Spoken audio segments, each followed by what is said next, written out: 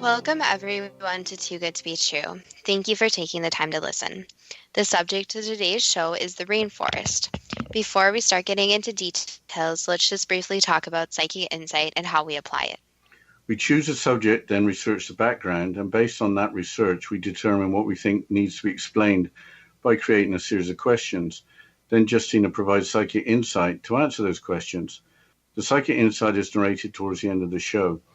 Accepting the psychic insight is a question of individual belief. Now let's go through the disclaimers. Here are the disclaimers. Neither of us claim to have any expertise in any subjects that we discuss.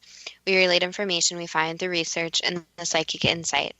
We are always delighted to hear from the listeners. The show only lasts an hour. We don't have the time to present exhaustive research on any topic. This means that there will be information that we miss. We want to provide a basis for the psychic insight. We don't care if a theory turns out too good to be true, as the show name suggests.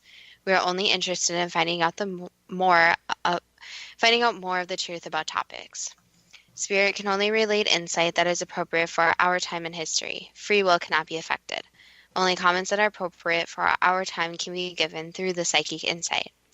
Much of the subject matter in shows may have already been covered many times in other media.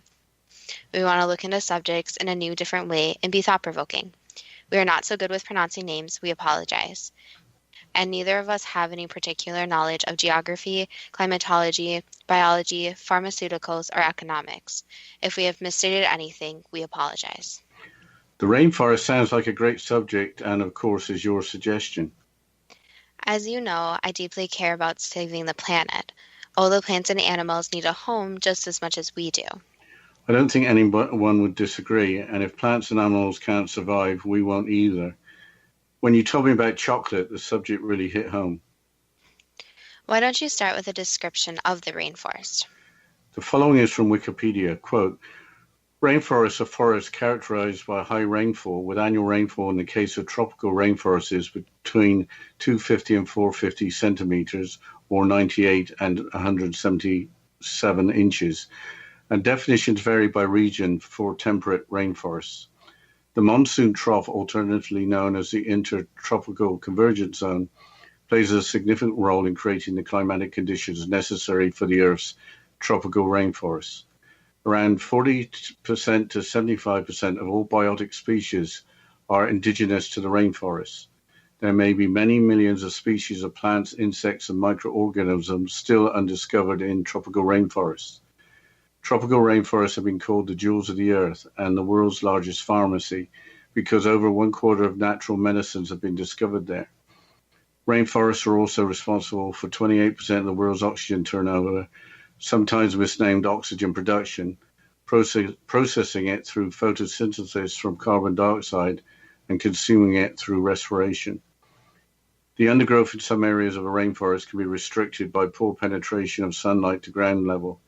If the leaf canopy is destroyed or thinned, the ground beneath is soon colonized by a dense tangled growth of vines, shrubs, and small trees called a jungle. The term jungle is sometimes applied to tropical rainforests generally. Rainforests, as well as endemic rainforest species, are rapidly disappearing due to deforestation, the resulting habitat loss, and the pollution of the atmosphere, unquote. That's a lot of mostly depressing information to take in. For the tropical rainforest, what is meant by the monsoon trough or the intertropical convergence zone? I think it's simple enough to say that the tropical rainforest is between the Tropic of Cancer and the Tropic of Capricorn, or between the tropics. So which regions have rainforests within their borders? South America, notably the Amazon, Africa, including the island of Madagascar, as well as Australia, New Guinea, and Hawaii. Southeast Asia and the sub-Indian subcontinent also have rainforests in countries like Bangladesh and Thailand. The region that most people think of when mentioning rainforests is the Amazon. 60% of the Amazon rainforest is in Brazil, with the remainder in Peru and Colombia, with minor amounts mainly in 6 other countries. So how fast is the Amazon rainforest disappearing? There are all sorts of statistics, but the website One Green Planet in 2017 put it as follows, along with a drought warning. Quote, In the past 20 years alone, an area the size of two Germanys has been clear-cut from this ancient tropical rainforest, and this is hardly the full extent of the damage. As the Amazon loses trees, it's also losing its ability to regulate weather patterns, which is causing massive droughts in Sao Paulo, Brazil. To make matters worse, all the animals native to the Amazon are being put in grave danger as their home is destroyed right in front of them, unquote. That sounds like a vicious cycle. Chocolate, which is a product of the rainforest, is under threat. Here's a quote from the United States National Oceanic and Atmospheric Administration, NOOA website regarding the evergreen kikoya tree that produces the beans needed to make chocolate. Kikoya can only grow within about 20 degrees north and south of the equator, south of the Mediterranean, home of the carob in fact. Kikoya trees only prosper under specific conditions, including fairly uniform temperatures, high humidity, abundant rain, nitrogen-rich soil, and protection from wind. In short, kikoya trees thrive in rainforests. Chocolate is now grown around the globe, typically within 10 degrees north and south of the equator. The world's leading producers are the Ivory Coast, Ghana, and Indonesia. Ivory Coast and Ghana produce over half of the world's chocolate, end quote. Yes, I checked after you told me the cocoa tree could be facing extinction by the year 2050, which is not that far away. Why isn't there public outrage over tropical rainforest habitats disappearing, just in the terms of chocolate being under threat? I think it is out of sight and out of mind. We have talked about the threat to chocolate, but what about coffee?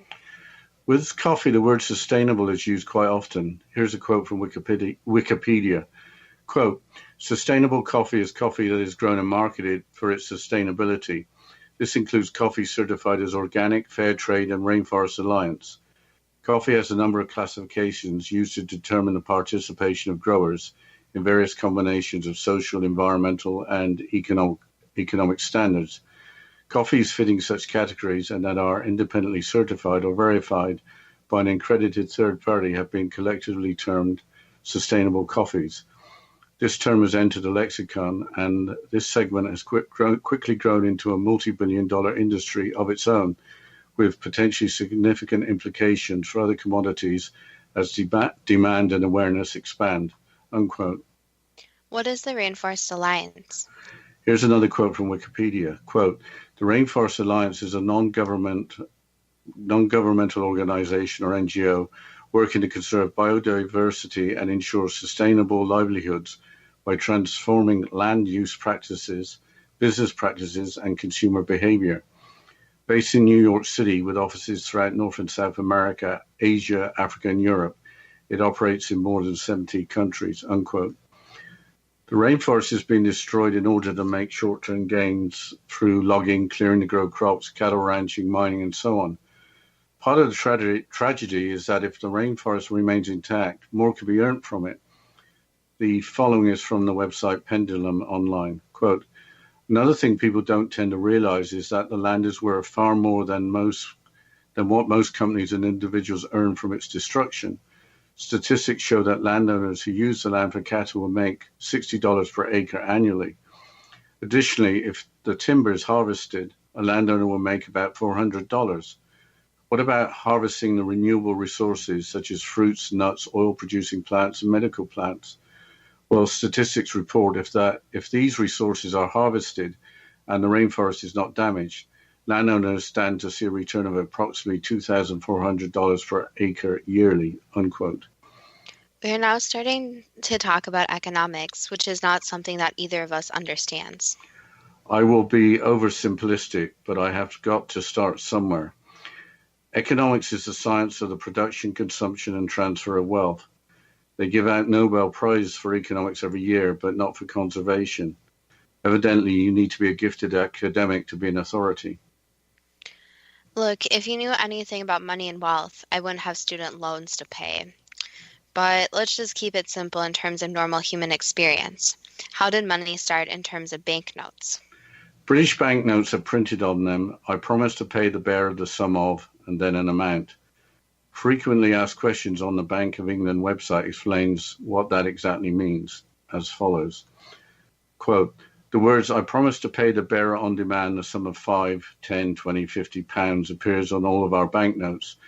This phrase dates from long ago when our banknotes represented deposits of gold. At that time, a member of the public could exchange one of our banknotes for gold of the same value. For example, a £5 note could be exchanged for 5 gold coins called sovereigns. However, the value of the pound has not been linked to gold for many years, so the meaning of the promise to pay has changed. You can no longer exchange banknotes for gold. Bank of England banknotes can only be exchanged for other Bank of England banknotes of the same face value, unquote. Gold sovereigns stopped being in circulation in 1914 at the start of World War I. So banknotes, or bills, as they are called in North America, used to be pieces of paper that could be exchanged for gold. Now you only can exchange your banknote for other banknotes. Yes, the point of gold coins was that they were literally worth their weight in gold. Gold was the means of storing wealth that money was based on. So how did it all start? I'll start, but I think we're coming up to a break, so you'll have to interrupt me. With the Knights Templar, who made up a large organization of devout Christians protecting European travelers visiting sites in the Holy Land. We'll have to continue after this short break talking about the rainforest, and you're listening to Too Good to Be True with Justina Marsh and Pete Marsh on the X-Zone Broadcast Network, www.xcbn.net.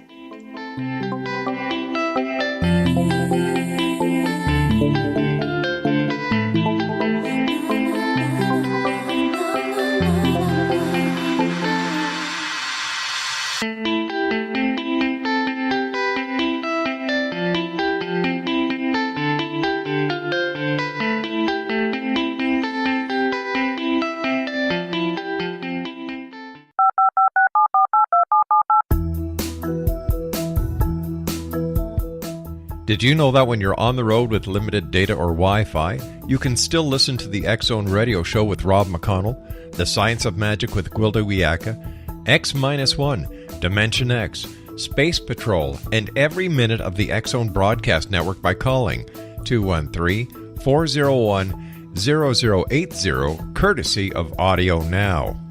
No smartphone, app, or internet needed.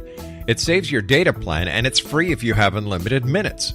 Call 213-401-0080 to listen on any phone, anytime, anywhere. Remember 213-401-0080 for the best of the paranormal, parapsychology, and sci-fi radio programming anywhere, 24/7, 365.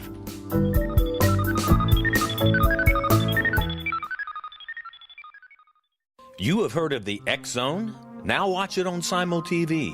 Plus 500 video games, live TV channels, free video on demand, worldwide, and more. Does this sound like tomorrow's television?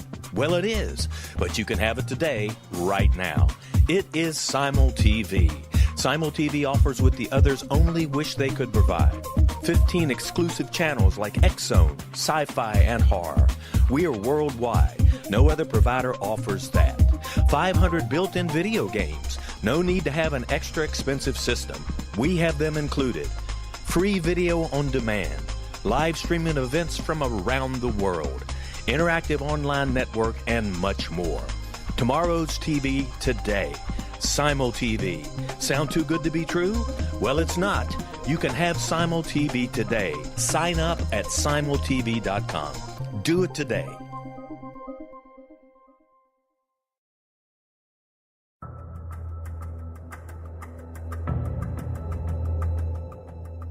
Modern Esoteric, Beyond Our Senses by Brad Olson, consummates the lifology story about where humanity originates. It is the lost continents, the primitive wisdom, the mythos of creation, and the rethinking of ancient history as we are taught in academia. There is much more to the story than what we have been told. As this is the first book in the Esoteric series, Modern Esoteric starts at the beginning of time and accelerates up to this modern age. Future Esoteric is book 2 in the series and takes a forward-looking position ahead of today with an open and honest examination of the ET issue and various unexplained phenomena. To discover the writings of author Brad Olson, visit www.bradolson.com. That's www.bradolson.com.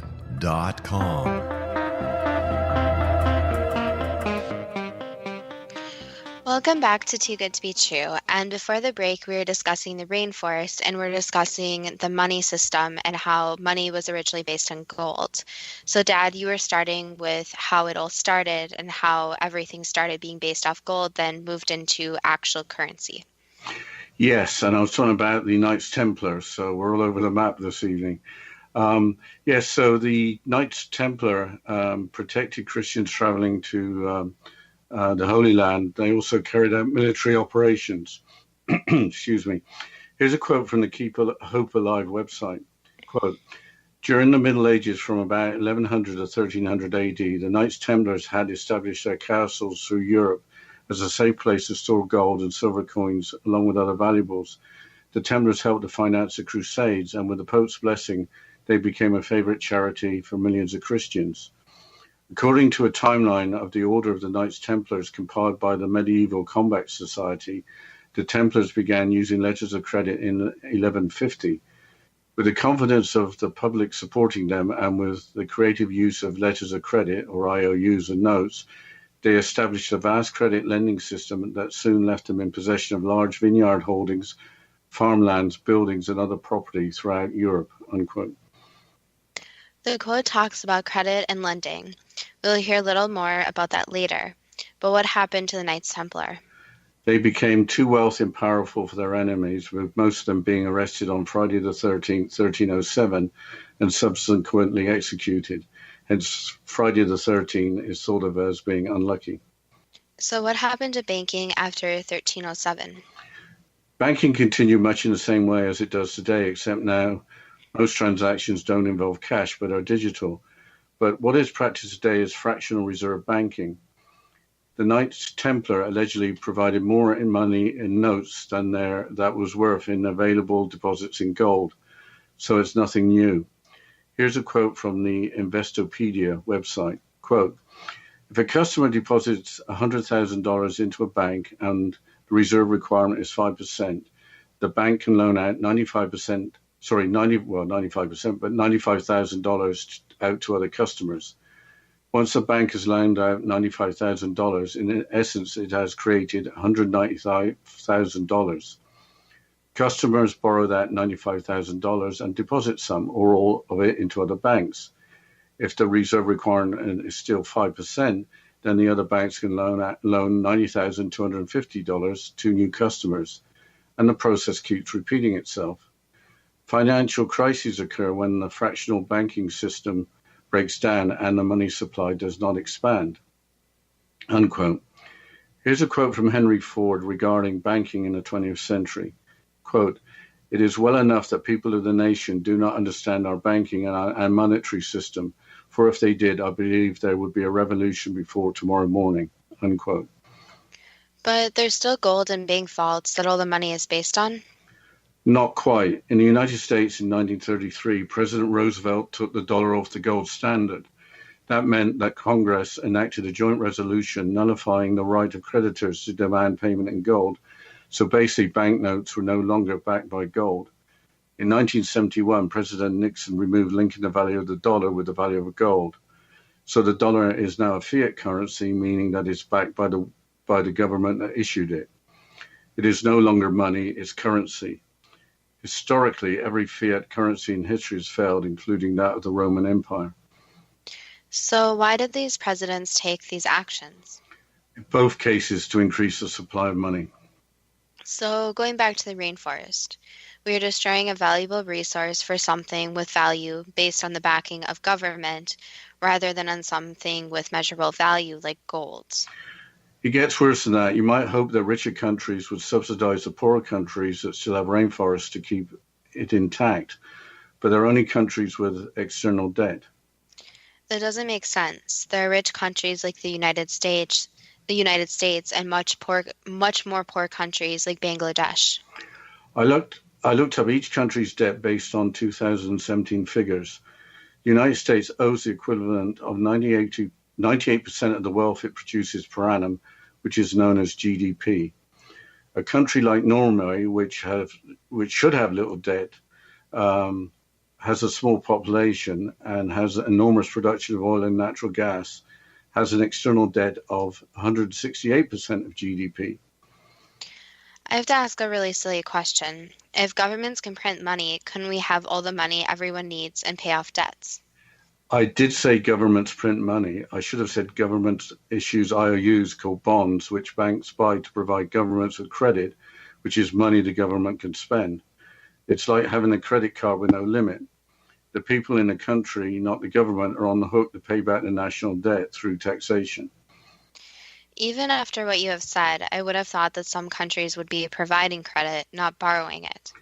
Countries do lend money to other countries. However, countries will want to produce more goods using up more natural resources to create more wealth to register economic growth and hopefully pay off debt through taxation.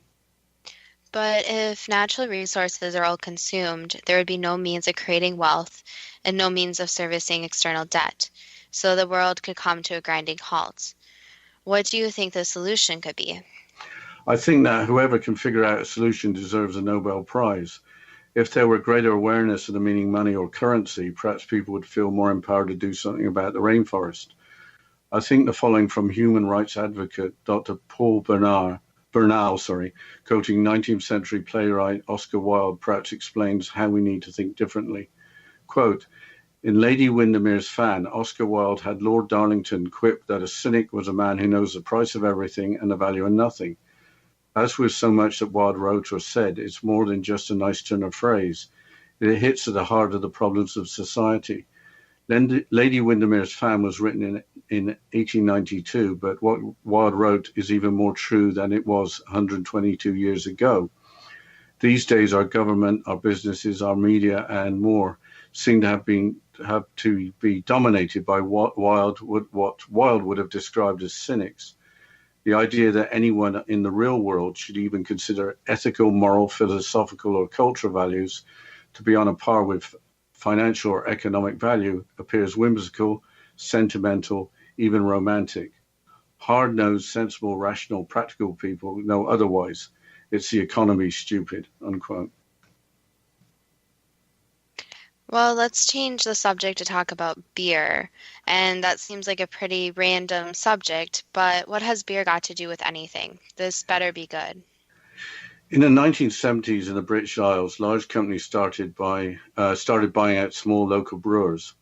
Brewing was started to be consolidated into fewer companies brewing in large plants with continuous processes. The beer, rather than being conditioned in cask, was supplied in aluminum kegs pressurized with carbon dioxide gas or in bulk in tanker trucks. The traditional pubs were being modernized with historical Victorian or older fixtures and fittings being sold off. The argument was made that these changes were made due to the old ways becoming uneconomical. You sound like you were there at the time. Yes, the pub was where you met your friends, you drank to be social and enjoyed the same beer taste and ambience, just like your father or grandfather. The campaign for real ale started in Ireland in 1971 and spread to Britain. Consumers were informed where the traditional pubs were located that were serving real ale. Traditional pubs with good beer became very busy, while the other pubs were less busy. The big companies started reviving local breweries with their original identities while reintroducing traditional beer making. They also chased down the original fixtures and fittings for something like 10 times what they had sold them for. The traditional pub with traditional beer returned with a vengeance. The people had spoken. The brewers had to provide what the customer demanded or go out of business. So your point isn't really about beer, is it? No, it's about people causing change. The people may not know it, but the people have the power. If consumers only buy fair trade chocolate from sustainable cacao trees from countries committed to preserving the rainforest, then we will have chocolate rainforests and people in those countries able to make a living. The only downside is that you have to pay a little more for your chocolate bar. The upside is that future generations will be able to enjoy chocolate in the years to come, along with the rainforest prospering. But that could be expanded for all sorts of natural resources, right? Yes, if consumers were educated about buying products that help the rainforest, the people in those regions and the rainforest could prosper. Why don't you think that national governments could act to save the rainforest? Because governments don't act, they only react. Also, currently, I doubt very much of a government anywhere is going to be elected based on the promise of saving the rainforest. But with greater public awareness, that might change. It has to. According to a Scientific American article from 2009 entitled The Origin of Oxygen in Earth's Atmosphere, we have a lot to learn about oxygen in our atmosphere. Here's a quote from that article. Most important, how did the amount of atmospheric oxygen reach its present level? It's not that easy why it should balance at 21% rather than 10 or 40%, notes geoscientist James Casting of Pennsylvania State University. We don't understand the modern oxygen control system that well, end quote. We mentioned earlier that the rainforest produces the moisture that provides the local range that maintains the rainforest.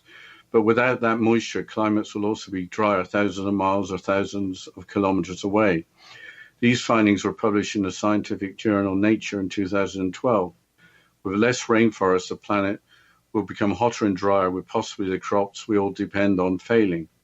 The Smithsonian website claims with less rainforest, the American West could experience even worse drought conditions in the future. Well, to continue discussing the rainforest and mentioning the people living in the rainforest after this short break, and you're listening to Too Good to Be True with Justina Marsh and Pete Marsh on the X-Zone Broadcast Network, www.xzbn.net.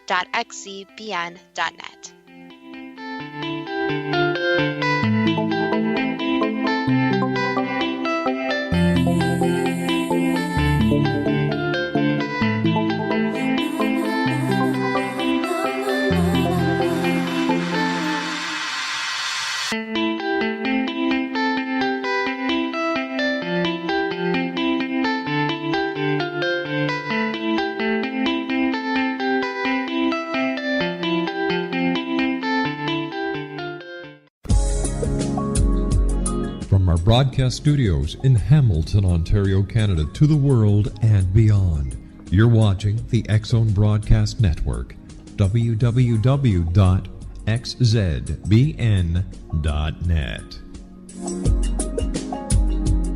AVS Media Demo.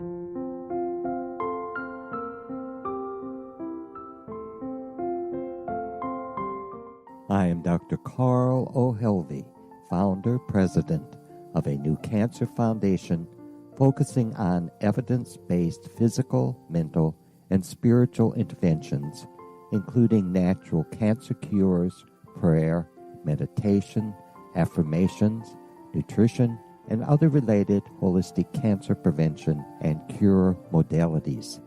These are used in cancer education, research, and financing care. I ask for your help to continue this important work by donating at www.holisticcancerfoundation.com.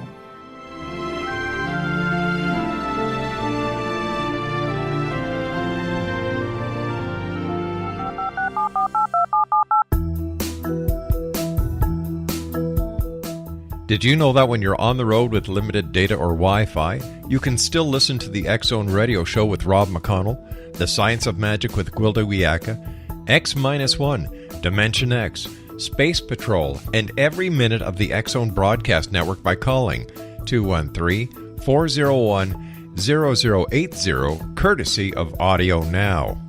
No smartphone, app, or internet needed.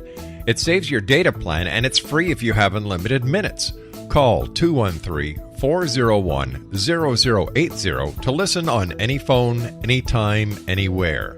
Remember 213-401-0080 for the best of the paranormal, parapsychology, and sci-fi radio programming anywhere, 24/7, 365.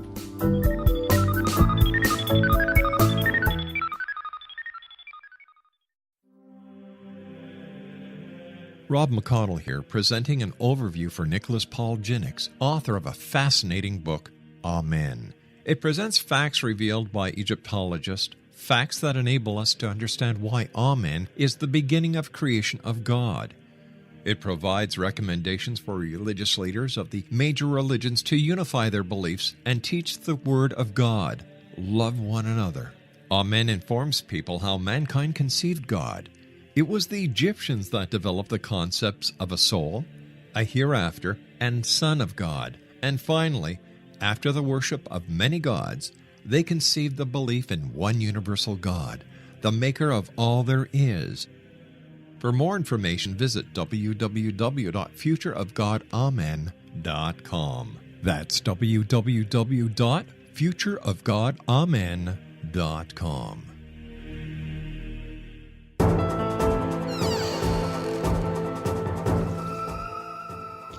Welcome back to Too Good to Be True. And before the break, we were discussing the rainforest and just transitioning to the people living in the rainforest. I've heard that there are tribes that have not had contact with the outside world living in the rainforest.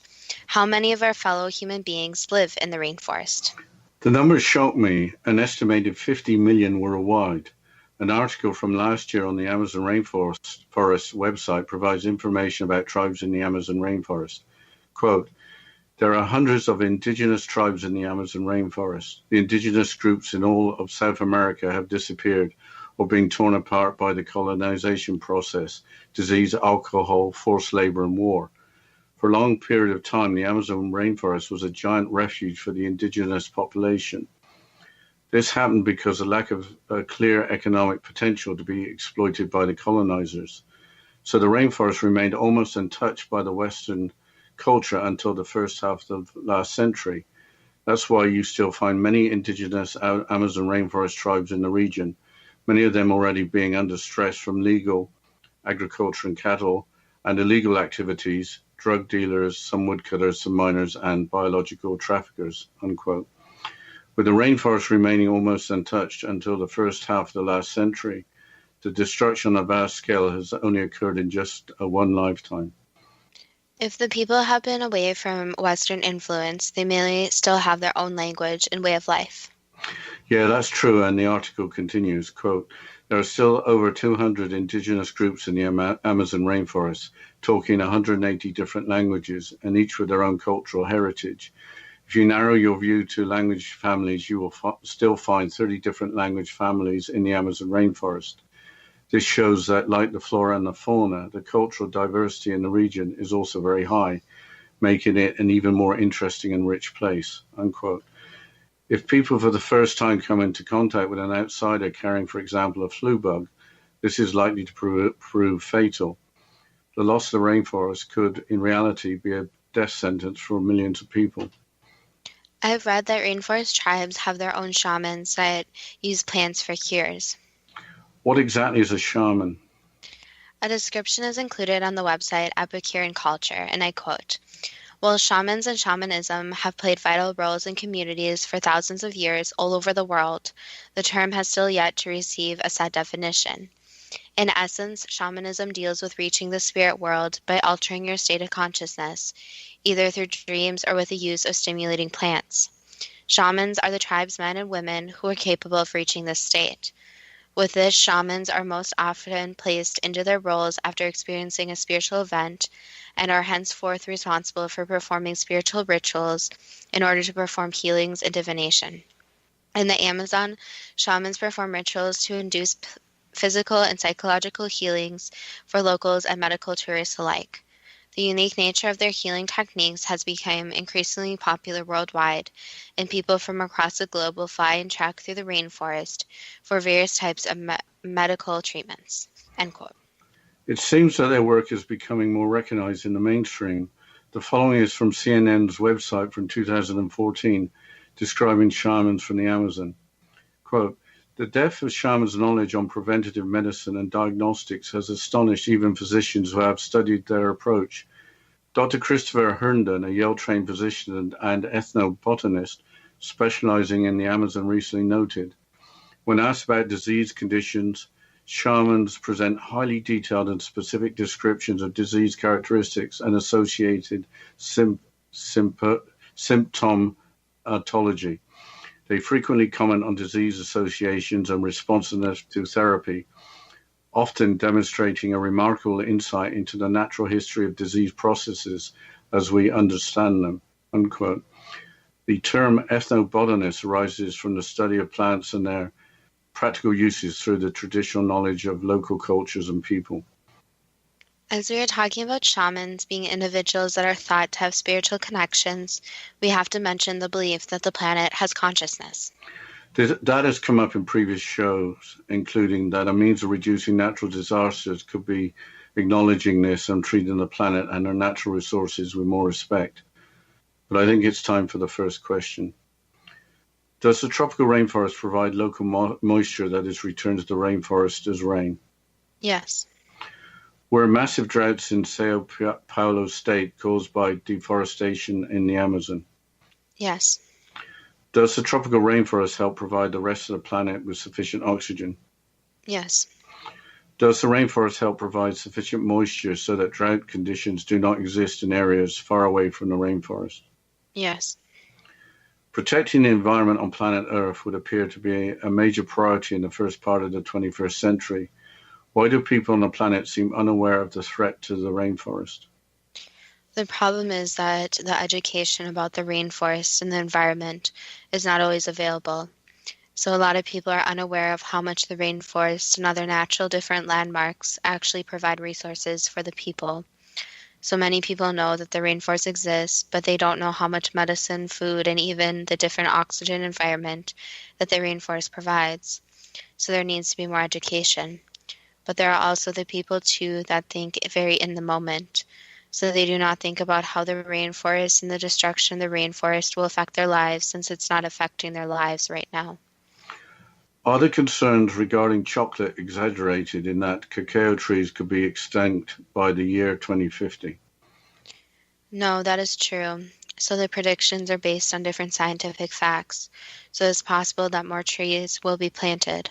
But the problem is, just like a lot of different food in the rainforest, is that the rainforest has to exist for the conditions for the food to actually grow. If the rainforest of the Amazon becomes smaller, will that affect the rainforest of Africa that produces most of the world's chocolate, even if it remains the size it is now? Yes, so the rainforest is obviously dwindling. And at one time, there were a lot more different rainforests and areas that you don't see anymore. So each rainforest and the destruction of each rainforest affects the next rainforest, which causes a type of domino effect. Why isn't the destruction of the rainforest in news more loudly and more often? Because it's not of interest to many people. So the news wants to put on what is going to be dramatic and about different controversial subjects. The rainforest isn't as controversial. So different political matters, murders, accidents will have more viewers and in turn make the different companies more money. What can be done to help make the people of the world understand that it is worth paying a little more for sustainable products like sustainable coffee?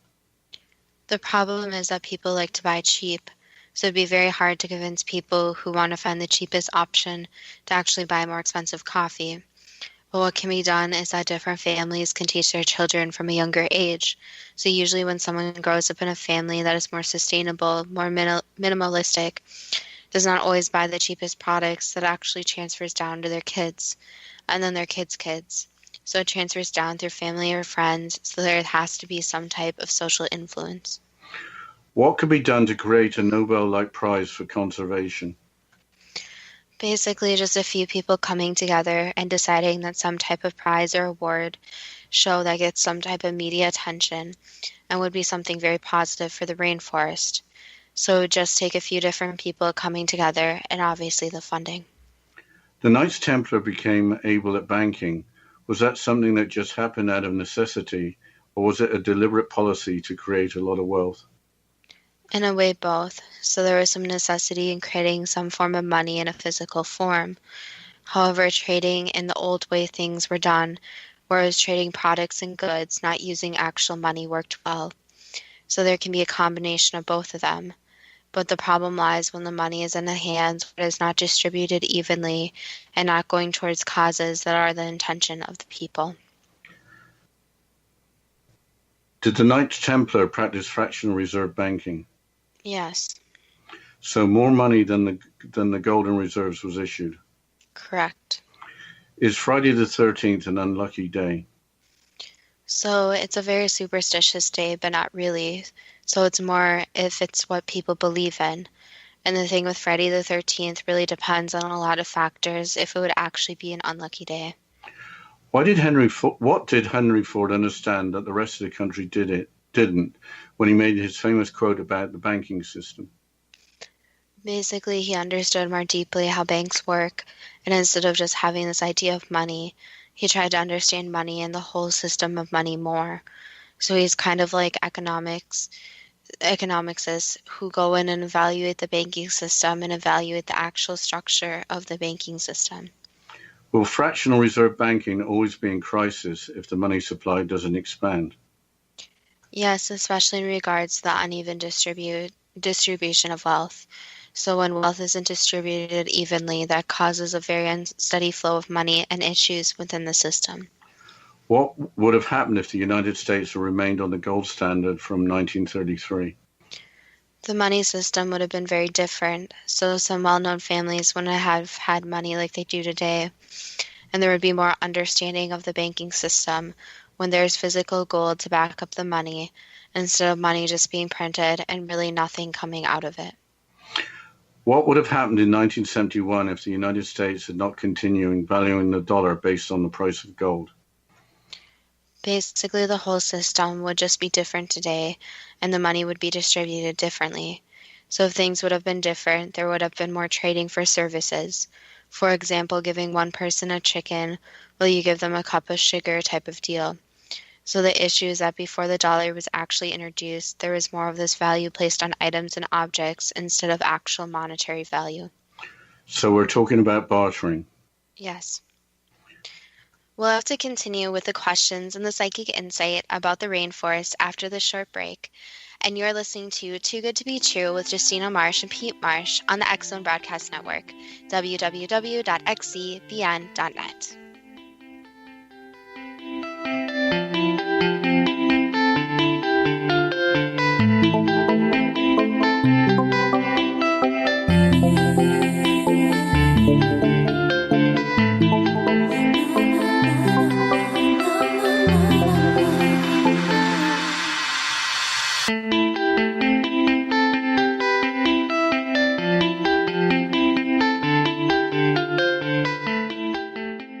You have heard of the X Zone?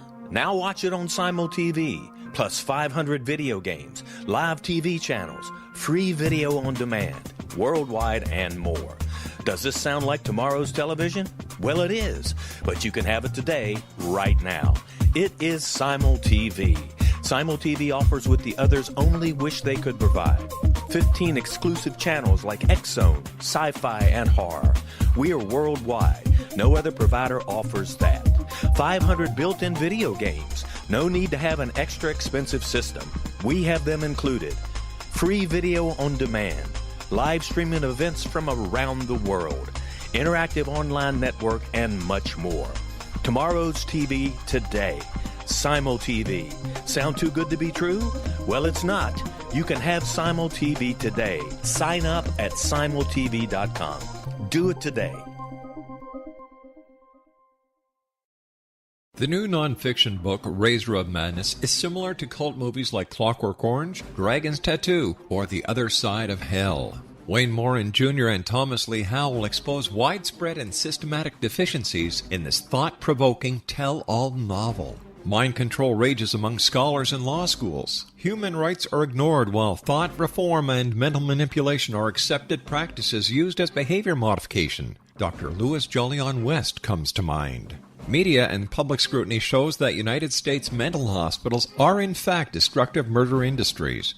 Razor of Madness expose novel details this epidemic through an in-depth professional and personal investigation. For decades, there has been a revolving door policy that still releases killers and pedophiles back into society. The maestro of mind control continues to haunt America to this very day. Razor of Madness is available in paperback or as a downloadable ebook at Amazon.com. I'm William S. Peckham. If you enjoy a good mystery with a touch of the paranormal, then you'll love my novel, From Out of the Woodwork. It's the story of a young Toronto contractor, Sean Kennedy, who buys derelict homes, guts them, and turns them into multi-family dwellings. Slums just waiting to happen. When Sean buys 29 Livery Lane, the house fights back. Former owners unexpectedly come out of the woodwork as he starts the destruction. The apparitions come to him when he touches old books, reads hidden letters, rummages through old boxes, finds a locket, or reads a discovered manuscript of a murder mystery. From Out of the Woodwork will take you from 1899 to the horror of the World Trade Center, September 11, 2001. Check out From Out of the Woodwork on my website, www.williamspeckham.com.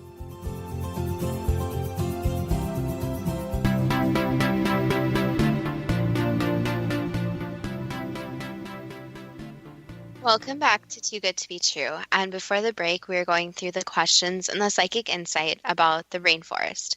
So, Dad, can you please continue with the questions? Sure. Are all fiat currencies destined to fail? In some people's minds, yes. So that's not a straightforward yes or no answer. But currency and money in general create a lot of issues. Why can't the banks of the world forgive debt so that countries can start over without the need to use so many natural resources to create wealth, to pay taxes, to pay back debt? The problem is that depends on who's in charge. So sometimes debt is just forgiven and there's no money payment. But in other situations, it's not. So that's why the leaders and different politicians have to be chosen very carefully, since they do have control over the money supply depending on the country. And at this time, many countries owe each other a lot of money. And that brings up the question of how the repayment would be done. So it brings up the question whether resources would be used or it will just be forgiven. And in regards to the rainforest, using the rainforest as monetary value and paying back debt is not very smart, since it's only limiting the resources for that country, but for the entire world. How can the world change such that ethical, moral, philosophical, or cultural values are on a par with economic values? It goes back to education and social norms. So one, education about the rainforest, the environment, even the money supply and the whole system, everything. And it goes to values and social norms. So cultures very value the environment and value the resources, yet others view the environment as more of a supply system. So in some social norms, the resources are there for the taking, while in other different social norms, they're there and should stay there. So they're sharing values and understanding that the resources are something that is valuable. But also if you, for example, would tear down a tree, it's not just that you're tearing down that tree, but also that the new one you're planting is going to take hundreds of years to get where the original tree was. So it doesn't only affect the short-term plan, but the long-term. Just like real ale in the British Isles, why shouldn't it be possible for people everywhere to realize that through their buying choices, they hold the power that could change the world? The problem is that a lot of people are just on the go.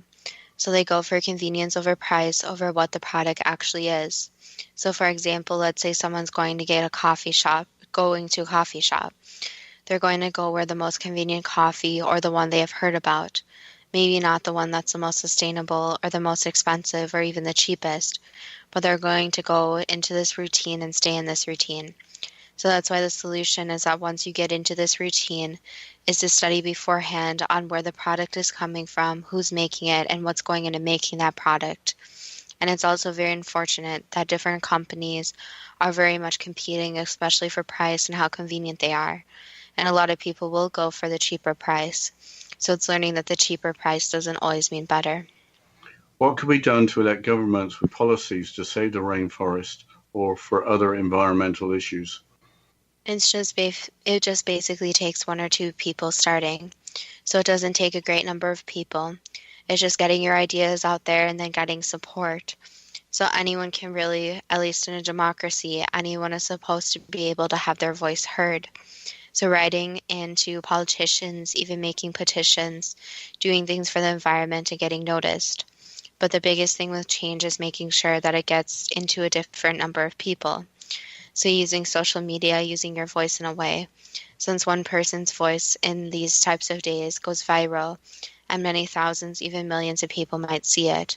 So even people right now who have a large social media platform could step up and talk about the environment and talk about their beliefs about the environment. Why is the world's balance of oxygen at 21%? Because of the environmental changes. So what humans are doing is affecting the oxygen, and to have oxygen, the trees need to exist. So cutting down each tree actually does make a bigger influence than one thinks of. So planting more trees, making sure these trees can live a long time, and also limiting pollution. What would the balance of oxygen be if the rainforest disappears?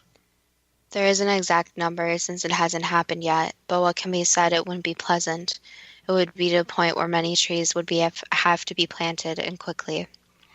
Could the loss of the rainforest make droughts as seen in the western United States more severe? Yes. Would the droughts be much more severe? Yes. Is the figure of 50 million people living in the world's tropical rainforest about right? Yes.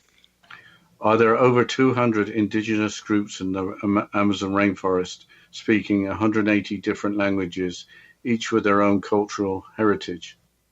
There's even more groups than known, but yes. Are the indigenous peoples of the rainforest in mortal danger if they are exposed to Western diseases? Yes. What exactly is a shaman? Can a shaman actually connect with the spiritual world? Yes. So a shaman can be thought of like a prophet or a psychic or terms like that. So it's someone who has the ability to connect to the spiritual world, but it depends on their abilities, what type of way they are able to connect. So it may be through rituals, through using herbs, through doing it in their own individual way, depending on which group. But a lot of people go to them for spiritual advice. Are shamans born with spiritual abilities, or can they be learned? So yes, they're born with abilities, but some people have abilities that they're not aware of. And yes, they can be more, and they can be taught, but not really taught, but more educated about their abilities. So there's a possibility that throughout their life they may change and evolve into more towards being a shaman. How do shamans learn about plants and their ability to provide cures? Either it's passed down from generation to generation, or there are some different texts that are written that some of them follow. Will the ability of shamans become more recognized in the future? Hopefully, yes. Will the specialization of ethnobotany become more widespread in the future? Yes and no. So again, that depends on future generations. But again, it can be said that hopefully, yes. Does the planet have consciousness? Yes. What is the planet's reaction to the destruction of the rainforest?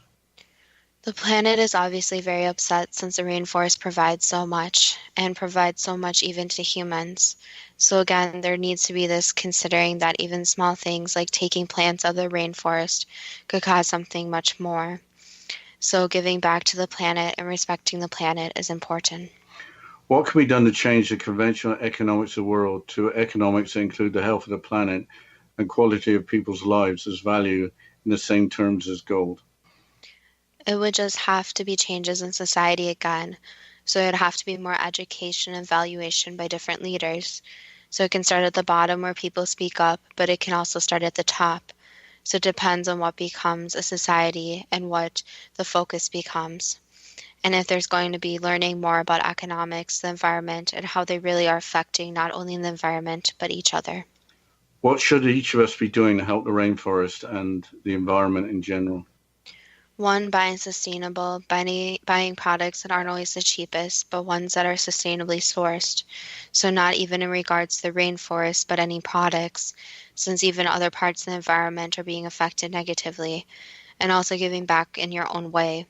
So someone may not be able to donate money to the rainforest, but even planting a few trees in your own yard or providing an environment for local animals where you live. And if you are able to give something, there are many different actually accredited different organizations that are helping the rainforest. However, there are also ones that aren't the best. So make sure you do your research before any money is involved, since sometimes lines are blurred with that money. And obviously the ultimate would be going and actually going to the rainforest and helping out there. But not everyone has the means to do that. What can we learn from about every country in the world being in debt while at the same time natural resources continue to be consumed and destroyed rather than being sustainable? The real takeaway here is that the Earth isn't asking for any money. The Earth never asked for someone to pay for the resources, so there's no way to give money back to the Earth. However, giving natural money such as plants, animals, making sure you keep respecting the environment, and then giving back with actual physical planting these different plants. And also making sure that the very different human structures don't take over everything. So it goes back to there's no way to pay for these resources, yet there's a monetary value placed on them. What should we be saying to our children and grandchildren in order that they can help preserve the planet? Just to teach them young. So teach them young to go clean up trash or plant a tree, and make sure they know the value of the environment, since if there's no environment, no earth, there's no humans. Can meditation, including organized mass meditation, help influence others to think about ways of saving the rainforest? No. So there's no way to really control or help how other people think. However, there can be meditation about positive thoughts towards the environment. So instead of trying to influence people, we're giving them the tools to make their own decisions and then use those decisions in a positive manner. That was the last answer. Is, if we are smart, saving the rainforest for future generations too good to be true? That depends on what you are prepared to believe. Well, I'm going to be looking for fair trade and sustainable chocolate, coffee, whatever comes from the rainforest. Mangoes, I'm not sure about those. Whatever I can. And I wasn't really aware of all of this. And quite honestly, researching this has been quite a shock. Well, I think the unfortunate takeaway is that some of these items are so convenient to get that you really don't think about where you're getting them from. So, for example, I love coffee, I love chocolate, but I don't always think where it's coming from or why I'm buying it. I'm just buying it without really thinking. But as always, we're open to suggestions from listeners. So if you have any more suggestions about environmental topics, I love these topics, so I'd love to hear about them. And you can contact us at our Facebook page at Too Good to Be True, with our first two spelled TWO, or our website at toogoodtobetrue.net.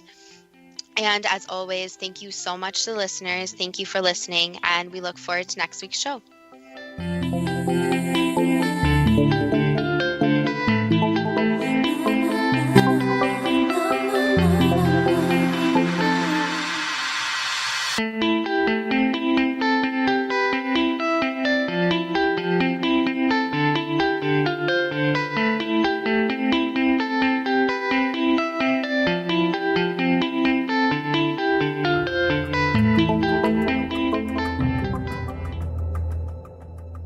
Modern Esoteric, Beyond Our Senses by Brad Olson, consummates the lifeology story about where humanity originates. It is the lost continents, the primitive wisdom, the mythos of creation, and the rethinking of ancient history as we are taught in academia. There is much more to the story than what we have been told. As this is the first book in the Esoteric series, Modern Esoteric starts at the beginning of time and accelerates up to this modern age. Future Esoteric is book 2 in the series and takes a forward-looking position ahead of today with an open and honest examination of the ET issue and various unexplained phenomena.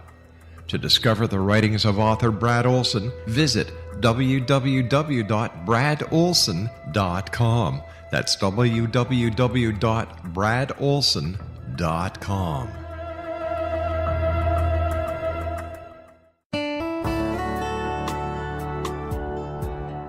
Are you or is someone you know struggling with addictions, depression, anxiety, relationships, low self-esteem, lack of confidence, grief, success, and prosperity? Do you know that your subconscious belief plays a big role in the outcome of your hard work? We can help you permanently change the beliefs that may be the reason for your struggles and failures. We care about getting you the return on your investment and the results you are looking for. We can help you be free of the limitations of your past and in realizing your highest potential. We work with people by phone and Skype.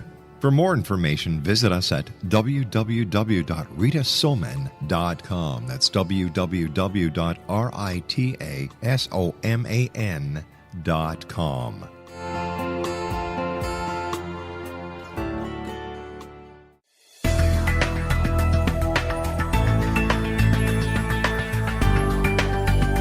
Do you think you have energy problems in your home?